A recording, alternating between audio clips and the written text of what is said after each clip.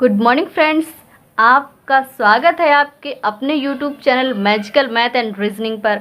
आज मैं आपके लिए परसेंटेज का पार्ट 4 लेकर आई हूँ। इससे पहले मैंने ऑलरेडी पार्ट 3 बना रखे हैं। जो फ्रेंड्स पहली बार मेरे चैनल पर आकर विजिट कर रहे हैं उनसे मेरा एक रिक्वेस्ट है कि वो पहले जाकर मेरे part first, second and third तीनों देख लें, जिसका मैंने लिंक अपने पार्ट 4 के डिस्क्रिप्शन बॉक्स में दे रखा है या मेरे चैनल की प्लेलिस्ट में भी जाकर देख सकते हैं। तो चलिए फ्रेंड्स, आप आज की क्लास हम स्टार्ट करते हैं। फ्रेंड्स, हम लोग सवाल नंबर पहला देखते हैं। यदि P की आय R की आय से 16 सही 2/3% कम है तो R की आय P की आय से कितनी अधिक है। ठीक है फ्रेंड्स, तो जैसा कि मैंने आपको पिछली वीडियो में बताया हुआ था कि 16 सही 2/3% को हम भिन्न में क्या लिख सकते हैं, 1/6। जिसको भी ये नहीं पता है कि कैसे निकाला जाता है वो मेरा पार्ट 3 देख सकता है, जिसमें मैंने बहुत अच्छे से सब कुछ बताया हुआ है। तो अब हम आगे देख लेते हैं। कहा जा रहा है यदि P की आय R की आय से 16 सही 2/3% कम है तो R की आय P की आय से कितनी अधिक है। तो 16 सही 2/3% को हम 1/6 लिखेंगे। जब भी अगर कम कहा जाए तो जाहिर सी बात है, हम जो नीचे हमारा हर होगा, जो मूल संख्या होगी हमारी, उसमें हम ऊपर जितना भी होगा उतना ही हम कम करके लिख देंगे। ठीक है फ्रेंड्स, समझ में आया आपको? तो देख लेते हैं कैसे हमें लिखना है। सारे सवाल मैं आपको रेशियो से ही बताने वाली हूँ। ये मैं आपको कल की क्लास में बता चुकी हूँ, P रेशियो R। तो नीचे हमारा मूल संख्या 6 है, जिसमें से 1 हम घटा देंगे तो क्या हो जाएगी हमारी 5, और ये मूल संख्या हमारी ये 6। ठीक है फ्रेंड्स, अब हम देख लेंगे कमी या वृद्धि, कम या ज़्यादा की अगर बात कही जाए तो हमेशा हम अंतर कर लेते हैं। ठीक है फ्रेंड्स, तो इस हमारा अंतर कितना आ गया, 1 का। और हमेशा हम किसको लेते हैं, पहली वाली संख्या को लेते हैं। ठीक है, तो पहली हमारी संख्या कौन सी है, 5, और प्रतिशत हमको निकालना है तो 100 से गुणा करवा दिया। 5 एकम 5, 5 दूनी 10, यानी कि 20% हमारा आंसर आ गया। ठीक है फ्रेंड्स, तो चलिए अब हम लोग सवाल नंबर दूसरा देखते हैं। तो चलिए अब हम लोग सवाल नंबर दूसरा देख लेते हैं। यदि A की ऊंचाई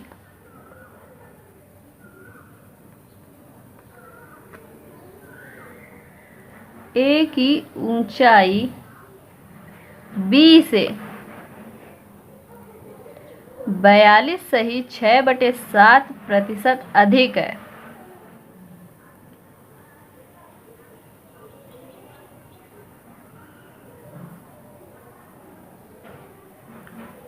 तो B A से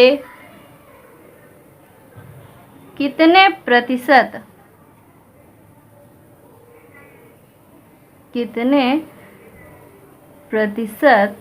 कम है।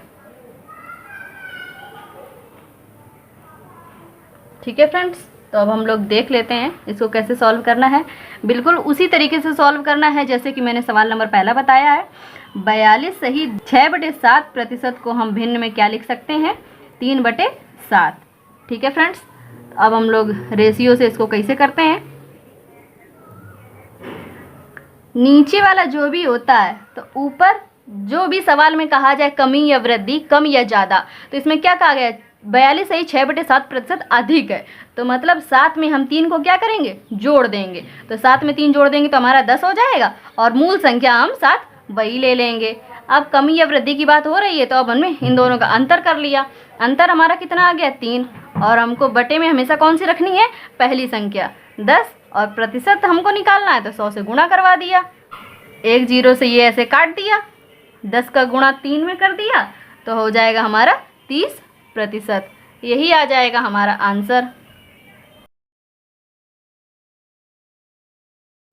चलिए तो हम लोग सवाल नंबर तीसरा देखते हैं।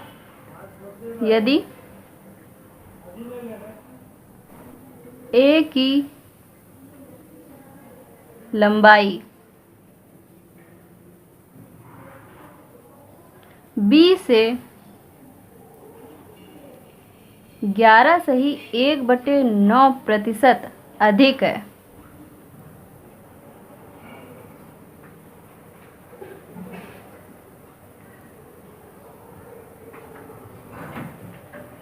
तो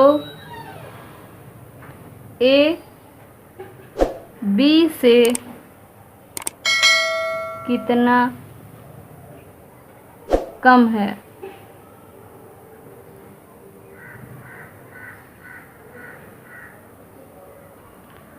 ठीक है फ्रेंड्स, तो हम तीसरे सवाल को भी बिल्कुल उसी तरीके से लगाएंगे। सबसे पहले सवाल हम पढ़ लेते हैं। यदि ए की लंबाई बी से 11 सही 1/9% अधिक है तो ए बी से कितना प्रतिशत कम है? तो 11 सही 1/9% को हम भिन्न में लिखेंगे तो हो जाएगा हमारा 1/9।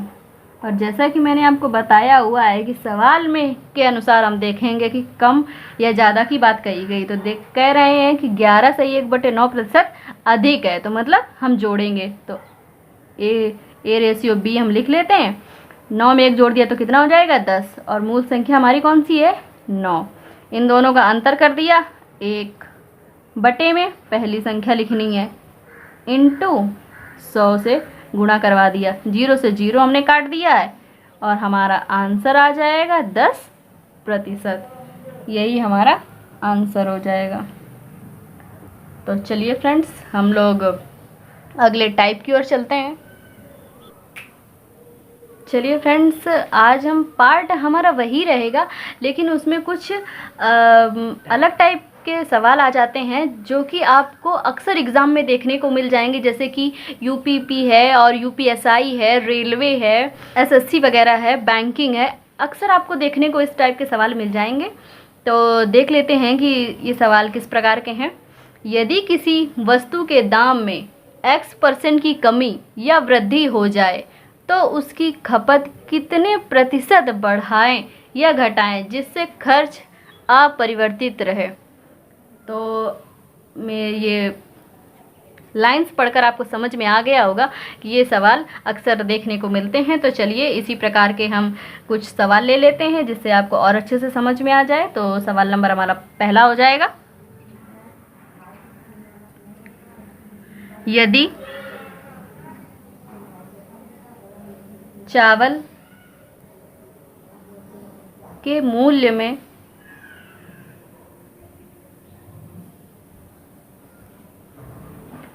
25% की वृद्धि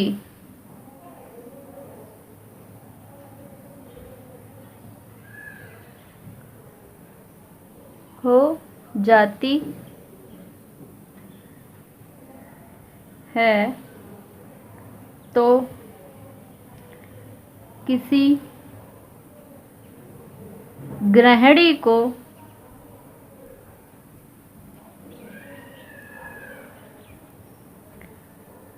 उसकी खपत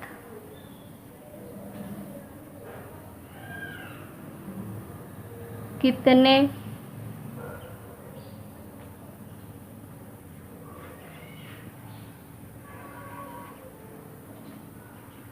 प्रतिशत कम कर देनी चाहिए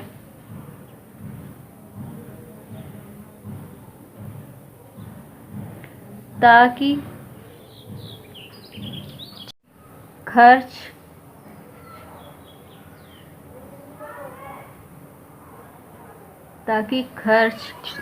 पर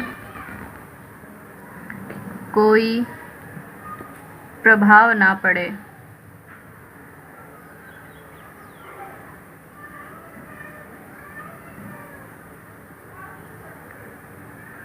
तो फ्रेंड्स, अब हम लोग देख लेते हैं कि इस सवाल को हम किस प्रकार से करेंगे। तो 25%, सबसे पहले हम 25% को भिन्न में बदल लेते हैं। तो 25% की वैल्यू होती है 1/4। ठीक है, 25% की वैल्यू होती है 1/4, जिसमें मूल संख्या में हम ऊपर वाली संख्या को वृद्धि होगी तो जोड़ देंगे और कमी होगी तो हम 1 घटा देंगे। ठीक है फ्रेंड्स, तो मूल संख्या हमारी 4 है और अगर 25% की वृद्धि कही जा रही है तो मतलब 1 इसमें जोड़ देंगे। तो 5 रेशियो हमारा क्या हो जाएगा 4। वो हमारी मूल संख्या को हम बिल्कुल वैसे का वैसा ही रखेंगे जैसा कि मैंने पिछले सवालों में किया था, बिल्कुल सेम इन सवालों में भी ऐसा ही करना है। दोनों का अंतर निकाल लेते हैं। कमी या वृद्धि की जब बात कही जाती है तो अंतर हमारा 1 का हो गया, और हम बटे में कौन सी संख्या लिखेंगे, ये पहली संख्या जिसमें वृद्धि या कमी कही जा रही है। तो 5 और प्रतिशत निकालना है तो 100 से गुणा करवा दिया, तो 5 एकम 5, 5 दूनी 10। इसका मतलब कि 20% हमारा आंसर आ गया।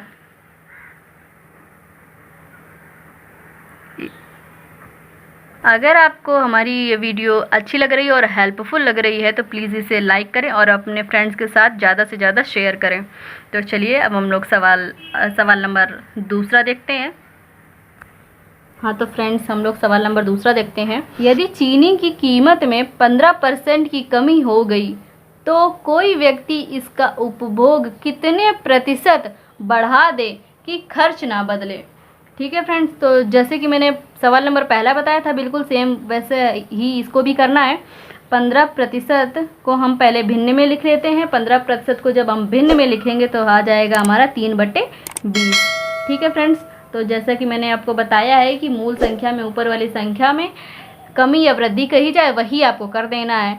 तो 15% की कमी कह रहा है, अब 20 में जब हम 3 की कमी करेंगे तो कितना हो जाएगा हमारा 17,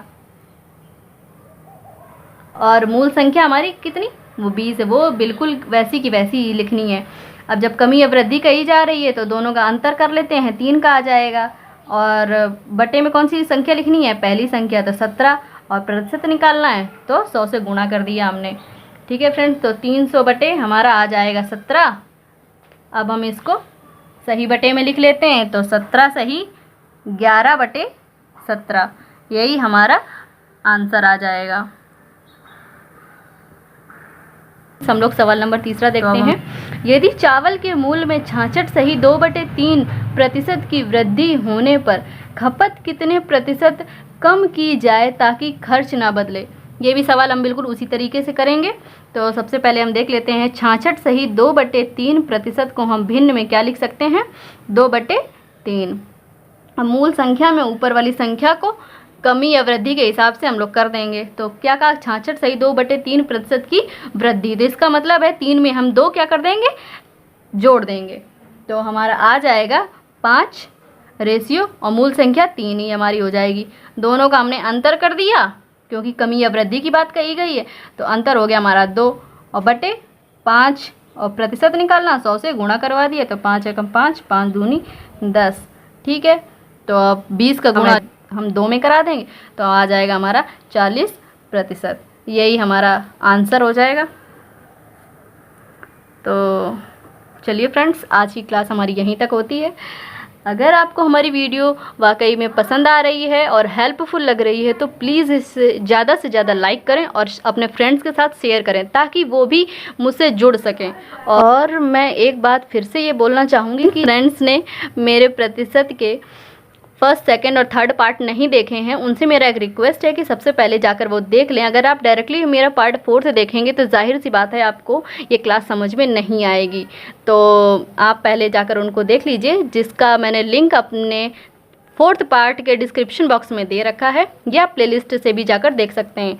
और अगर इन सवालों से रिलेटेड अगर आपको कोई भी प्रॉब्लम होती है तो प्लीज़ मुझे कमेंट करके ज़रूर बताएँ। Thank you.